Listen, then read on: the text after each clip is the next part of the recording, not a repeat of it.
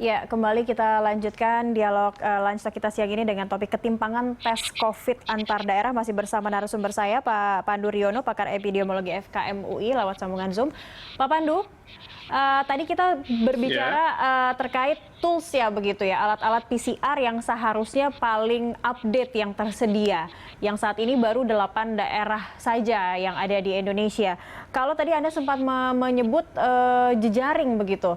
Apa saja sebenarnya yang dibutuhkan untuk agar ketimpangan ini bisa terpecahkan, dan jejaring seperti apa, mungkin siapa saja begitu yang harus ada di dalam networking atau jejaring itu untuk melakukan pemeriksaan ini? Ya, jadi laboratorium itu kan membutuhkan ketelitian, ya, membutuhkan prasarana biosecurity lab level 2 itu kan, jadi satu yang harus dipatuhi. Kemudian tenaga ahlinya juga cukup banyak. Dengan kita memposisikan beberapa laboratorium untuk menjadi rujukan di setiap provinsi atau di beberapa provinsi mungkin ada 1 atau 2, maka akan meningkatkan keakuratan dari hasil pemeriksaan. Dan kemudian kita jejaring ini artinya kalau ada kasus, ada pemeriksaan di kota-kota lain di provinsi tersebut atau di provinsi lain yang memang membutuhkan pelayanan pemeriksaan, bisa dirujuk ke lab-lab yang sudah ditunjuk tadi.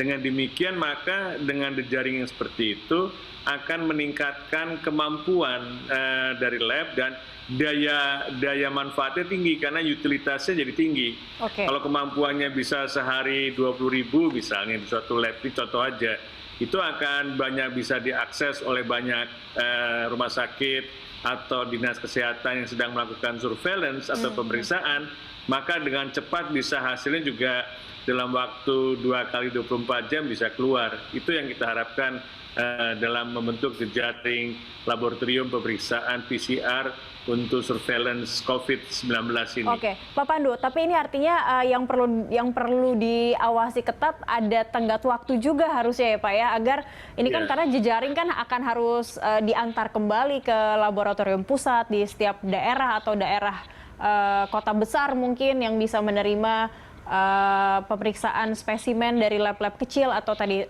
jejaring yang ada. Ini harus disamakan tidak Pak, agar jangan ada yang telat nih. Kalau ada yang telat pasti akan mempengaruhi data, akurasi data dari kasus konfirmasi positif begitu. Iya, makanya memerlukan keterbukaan. Jadi kalau sifatnya semuanya online, setiap wilayah juga bisa melihat hasilnya langsung online. Karena selama ini tidak online memang Pak. Selama ini memang seperti apa transparansinya? Karena kita juga masih mendapat informasi, mungkin bisa dikonfirmasi oleh Pak Pandu juga, bahwa laboratorium weekend ini masih ada yang tutup begitu. Seperti apa transparansi yang diperlukan begitu? Ya, jadi dengan online kan artinya lab-lab besar juga bisa berhubungan satu sama lain. Misalnya ada lab yang mengalami kesulitan pemeriksaan atau harus tutup gitu kan. Nah, itu bisa langsung dikirim, jangan dikirim ke lab tersebut, dikirim ke lab lain. Dengan demikian bisa saling mengisi kekosongan yang sekarang kan kelihatannya statis gitu, tidak dinamis. Jadi kan kemampuan kan bisa saja bervariasi karena tiba-tiba jumlah reagennya kurang atau jumlah tenaganya kurang dan sebagainya, yang mungkin di tempat lain masih banyak yang bisa langsung bisa diatasi. Yang penting jangan sampai ada keterlambatan dan jangan sampai harus menunggu. Kalau menunggu itu konsekuensinya akan menjadi lebih parah karena keterlambatan diagnosis, kemudian juga sarana-sarana untuk melakukan tindakan pelacakan kasus jadi terganggu. Yang ini yang menurut saya harus diantisipasi setiap keterlambatan tadi. Jadi dengan mudahnya dimengerti, tidak boleh ada berhenti memeriksa spesimen begitu ya dalam satu hari. Ya Pak Pandu ya, karena ini akan mempengaruhi rangkaian pemeriksaan atau tracing dari seluruh kasus COVID-19 ini. Pak Pandu, kalau kita Betul sekali. berbicara terkait akurasi mungkin pemeriksaan masyarakat, mungkin sampai hari ini juga masih banyak yang bingung untuk membedakan real time PCR dengan rapid test, ada lagi swab test begitu. Untuk di daerah sendiri, seperti apa yang terlihat, Pak, informasi ini? Iya, memang membingungkan banyak masyarakat ya, karena disangkanya setiap tes itu tujuannya sama. Ya. Kalau rapid test itu biasanya memeriksa bukan orang dengan virus, orang dengan antibodi. Itu spesimennya diambil dari darah, ya kan, dari darah terus dilihat antibodinya. Jadi ini tidak akurat karena dalam minggu pertama biasanya hasilnya non reaktif. Dan baru antibodi itu terbentuk seminggu kemudian. Oke. Dan ini yang membuat juga menjadi masalah kalau dipakai untuk screening atau prasyaratan untuk melakukan kegiatan. Oke. Dan pemeriksaan dengan PCR itu pemeriksaannya dengan swab. Jadi kita mengambil, jadi kadang-kadang disebut swab test. Oke. Itu mengambil dari Gitu ya. jaringan di daerah saluran napas kita atas, mungkin dari tenggorokan atau dari lubang hidung, dan itu yang mungkin nanti dikirim. Jadi itu bedanya. Dan itu tujuannya untuk memeriksa keberadaan virus. Jadi kalau memang positif, artinya orang itu memang ada virusnya. Kalau ada virusnya, artinya menular. Ya. Nah, berbeda dengan rapid test yang dengan menggunakan pemeriksaan cepat tadi dalam waktu berapa menit hasilnya Bisa keluar, 15 itu menit keluar hasil. tidak mendeteksi orang dengan virus, hanya dengan antibodi. Oke. Nah, ini yang terjadi salah paham atau salah kaprah begitu ya dengan Betul, orang-orang yang betul sekali. berpindah daerah saat kemarin bisa keluar kota hanya dengan menyertakan hasil rapid test yang positif, padahal sebenarnya ini antibodi itu terbentuk seminggu setelahnya. Artinya orang yang sudah mengambil sampel rapid test dianjurkan seminggu kemudian dia melakukan tes lagi, begitu Pak Pandu? Iya, jadi kan jadi sebenarnya rapid test itu bukan untuk screening, ya kan? Untuk rapid test antibody ya, untuk screening bukan untuk screening, karena memang itu untuk memeriksa apakah seseorang itu sudah terinfeksi atau belum. Oke. Dan itu biasanya dipakai untuk survei serologi di masyarakat. Kita ingin tahu seberapa banyak sih penduduk yang sudah terinfeksi COVID. Nah itu dengan menggunakan pemeriksaan antibodi yang pada umumnya dengan rapid test tadi.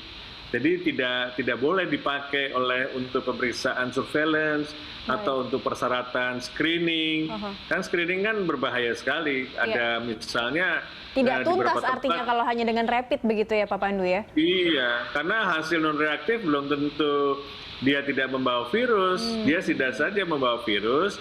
Tetapi karena yang dideteksi antibodi, antibodi baru terlambat seminggu kemudian. Jadi dalam minggu-minggu pertama orang yang sudah membawa virus itu dikatakan non reaktif, padahal dia menularkan. Itu yang sering terjadi. Baik. Dan kita sudah melihat banyak kasus bahkan di istana pun juga gitu. Kalau kita mau bertemu dengan presiden misalnya pakai rapid test, disangkanya negatif, padahal orang itu mungkin sudah membawa virus. Oke, karena itu lagi yang harus perlu diingat, antibodi ini terbentuk selama seminggu, jadi perlu ada jeda waktu. Pemeriksaan, ya ada jeda waktu dan recheck begitu di setelah 7 hari pemeriksaan atau pengambilan rapid test begitu ya Pak Pandu ya. Nah di daerah sendiri tadi yang sempat saya tanyakan, di daerah ini bagaimana informasi ini sampai dengan komplitkah, sampai dengan jelaskah kepada masyarakat? Karena masyarakat untuk rapid pertama saja mereka banyak yang masih tidak ingin mendapatkan, kabur begitu atau menolak untuk ikut rapid test begitu? Iya, jadi kan kadang-kadang kan masyarakat tidak diberitahu tujuannya gitu, ini untuk apa, dan seringkali malah merugikan masyarakat.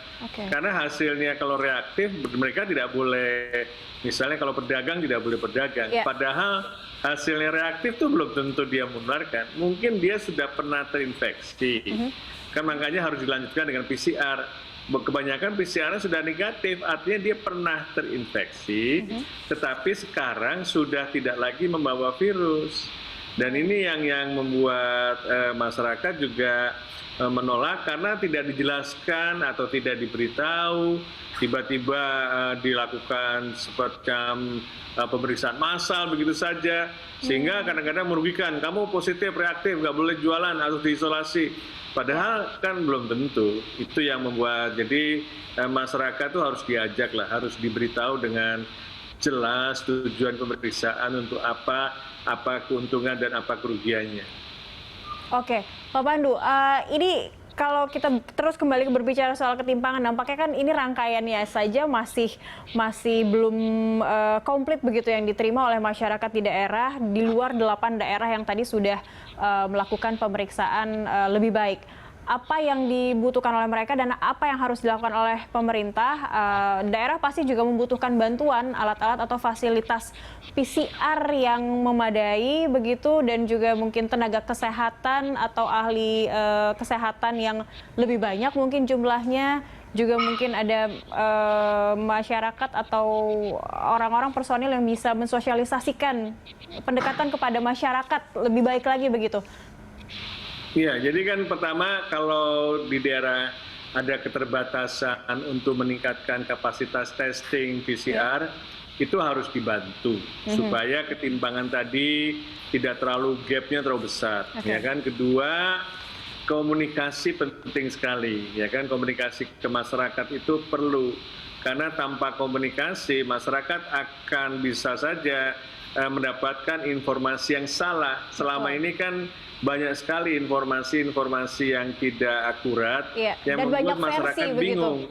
Iya, jadi seringkali ini yang membuat kita jadi petugas kesehatan akan mengalami penolakan, dan mungkin masyarakat malah percaya informasi yang salah, tidak lagi percaya sama informasi yang benar. Dan ini kan merugikan kita semua. Jadi kita perlu keduanya kita lakukan secara bersamaan. Oke, dan permintaan mungkin daerah yang sebenarnya mereka merasa sudah kewalahan, tidak memiliki alat, sementara membaca kecurigaan bahwa mungkin banyak masyarakat yang memiliki gejala COVID.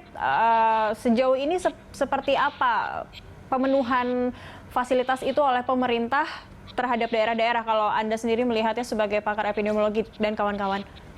Nah, seringkali gini, yang terjadi adalah pemerintah daerah itu nggak mau minta. Kalau ada kekurangan, nggak ada salahnya minta tolong. Dan kadang-kadang bahkan lebih senang tidak banyak pemeriksaan, karena memberi kesan bahwa wilayahnya akan aman, begitu ya? Iya, ini yang menurut saya kita kalau dari pemerintah pusat harus menanya, apakah pemeriksaan Anda masih rendah, kenapa? Kalau kurang, dibantu. Dan juga kita mendorong pemerintah daerah untuk tidak sungkan-sungkannya untuk meminta bantuan pemerintah pusat. Karena anggaran untuk meningkatkan kapasitas testing itu ada di Kementerian Kesehatan. Dan itu yang belum sempat banyak diserap oleh Kementerian Kesehatan. Baik, ternyata kita mendapatkan sedikit jawabannya ya. Ini yang menyebabkan kenapa fasilitas di daerah ini ternyata belum seragam. Ternyata mungkin ada yang perlu diketahui nih. Mungkin kepala daerahnya yang ternyata tidak merequest kebutuhan alat-alat kesehatan untuk pencegahan COVID-19 ini, begitu ya, Pak Pandu? Betul. Baik. Iya. Jadi prinsipnya semakin banyak testing, maka akan kita confidence bahwa kita benar-benar menyatakan daerah itu tinggi atau rendah. Oke, dan ini tugas kepada Satgas juga yang saat ini menangani, harus jemput bola mungkin ya, memeriksa. Kalau ternyata tidak banyak jumlah spesimen yang diperiksa, ini bukan berarti dia zona hijau atau aman, justru mungkin kekurangan fasilitas tapi tidak mau terbuka begitu. Betul sekali. Baik, terima kasih banyak Pak Pandu Riono, pakar epidemiologi FKM UI telah bergabung bersama kami. Sehat selalu, Pak. Ya, pemirsa, kami akan lanjutkan langsung sesaat lagi dengan informasi lainnya. Tetaplah bersama kami.